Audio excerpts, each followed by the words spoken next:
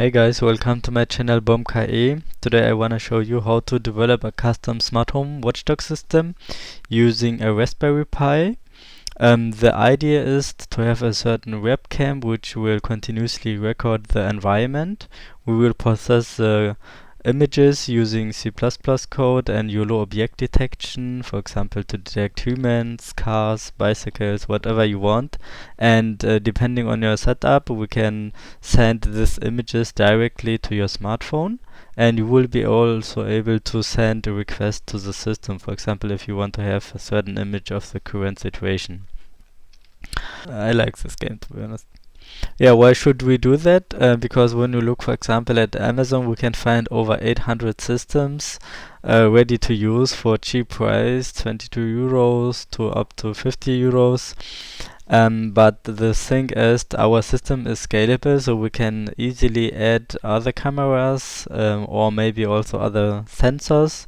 It is really interesting to learn how this kind of systems working, and the most important advantage is the data privacy, because we don't know how these commercial systems are processing our data. Maybe they are feeding AI systems with that, or they are forwarding or analyzing our data for advertisement, whatever.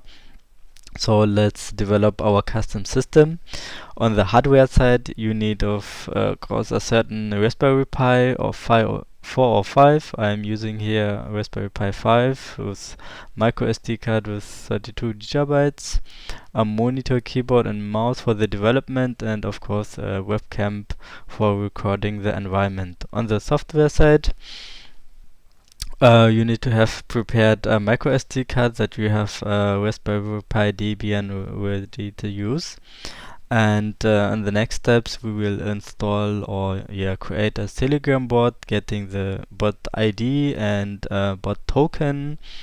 And on your Raspberry Pi, you should also have installed CMake and GCC to compile the C++ code, VS Code for the development, and in the Qt for user interface, if you like. For example, let's go to the API. So I have here my Telegram or my smart home watchdog application, and when I'm moving the camera around, so I can see the environment, and when I'm now moving the camera to a certain image with humans, so you can see I'm getting live images of this detected persons. I'm also able to send directly by hand. When I press send image, then I can send images, but I can also give certain requests, for example, options, show options. And these options, I have implemented here two options. For example, if I want to have a certain image, this is a request, so he can send me, and I can also say, okay, rotate the camera, well, and it will be able to rotate. And when we now look or request for certain image, then everything is rotated, as you can see, and you can also rotate back. Then request a certain new image again, and it's all correct orientated. Now let's have a look how do we get the bot information. For the first, you need to search for the bot father. So you can here search bot father.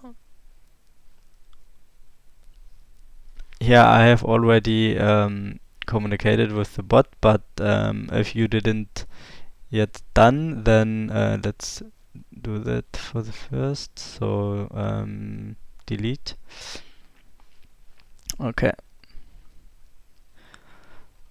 Let's start the bot further. So yeah, this is what you will see. Then you need to start the bot. Then you will get some options, for example, to create a new bot. You need to give a certain name for your bot, for example. Then you need to provide a unique username for your bot. For example, bomke007. I think I have used this name, so I need to choose something else. Okay, yeah. Now you are getting the bot token. This is important to make a request to the Telegram API. So just copy this token and save it for later. Now we need the chat ID. For the chat ID, you need to open this Telegram API link. So I can show you how it works. So for the first, api.telegram.org, then /bot, and this encrypted stuff is your bot token. You can remove that and replace by your bot token /get updates. This is the remaining. So now you can load the page and you can see a certain JSON file which is empty. So we need to find our bot and we need to message this bot because it's still not activated. So let's copy the name of the bot.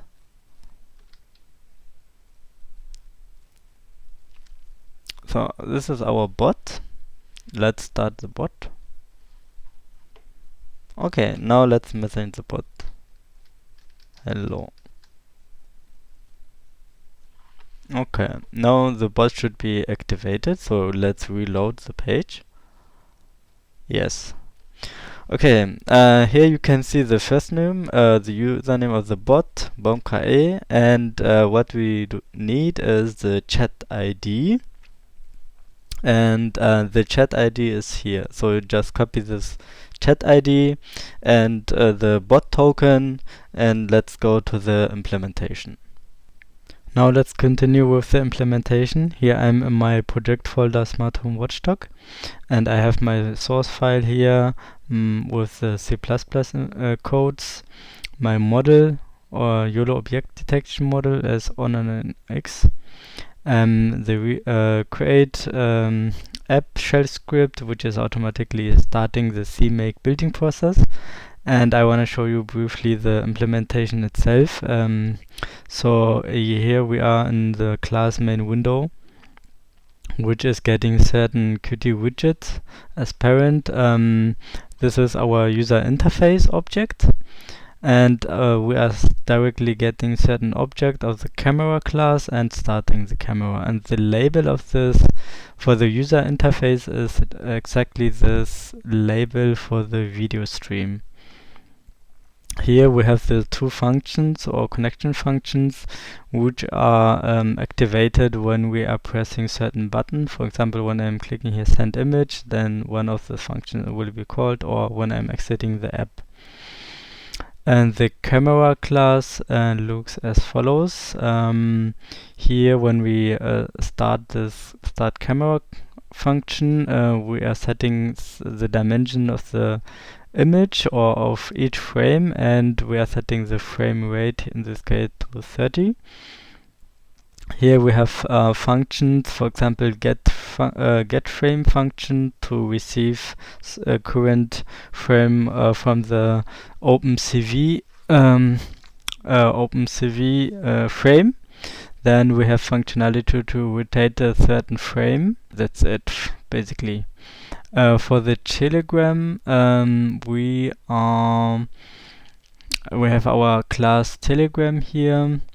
And we have our definitions to send text messages, to send frames or photos, start and stop of the bot, setting the camera, so which is done here, telegram.setCamera, that we can send the frames. And we have here the most important part, so the bot token, which should be your bot token from bot further, and we have the chat ID, so you need also to replace it by your chat ID. The other functionalities are implemented for the handling of messenger. When you message the bot, then it's this function, for example, is handling text messages, is handling callbacks. This means I can send certain text to the bot, and he is responding, and he says, okay, please type help or opts. When I'm clicking opts, then I'm getting options. This are two available buttons, and the callback is, for example, handling when I'm pressing this send image button, then it's directly sending a certain image. Then let's continue with the YOLO object detection, because this is our main function for your object detection. So we have a certain function called detect, which takes certain OpenCV frame, and it returns a boolean if a certain object has been detected.